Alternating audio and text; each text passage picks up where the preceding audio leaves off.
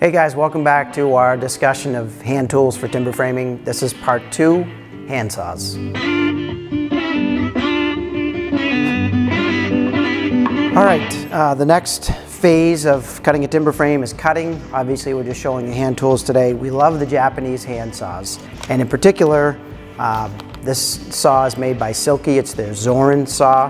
What sets a Japanese hand saw apart from the Western style saws is that they all cut on the pull stroke. So if you look at the blade, you'll see that the teeth are all angled backward. So unlike a Western saw where you're putting your pressure on the forward stroke, with a Japanese saw, all of the cutting takes place on the pull stroke. The other thing is just the way in which the teeth are sharpened. These are incredibly sharp on the left and the right and on the top. So this is a very aggressive, fast-cutting saw. The hardest part about using the saw is getting the cut started. Once you're into the wood, it's a joy to use.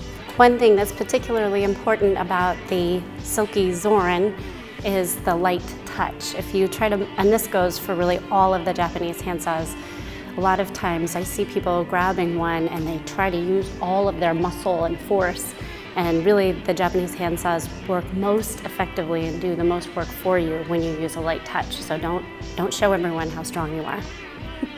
This is another Japanese hand saw made by Z-Saw. Obviously has much finer teeth, so it's a slower cutting saw. It's much easier to start, and it will give you a slightly finer cut than the Zorin. There's a 2-position handle here, so this is for regular cutting. When you get down close to the floor, it's nice to be able to lift the handle up so you don't scrape your knuckles as you're cutting. The other thing about this Z-Saw is that it's folding, and so you can fold it up and toss it into your toolbox, and the blade is really well protected. I find that it's a lot easier to steer it too as we're cutting because the teeth are finer.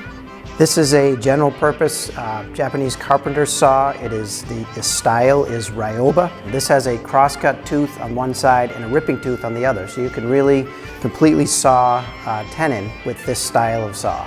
If you have any interest in learning more about the tools, head over to our website, shelterinstitute.com. Also, if you're in the area, please stop in and see us. There's always someone here that can give you a face-to-face answer about a tool and sometimes even a demo. Thanks for watching our discussion of Japanese hand saws. Be sure to check out part 3 where we talk about chisels and slicks.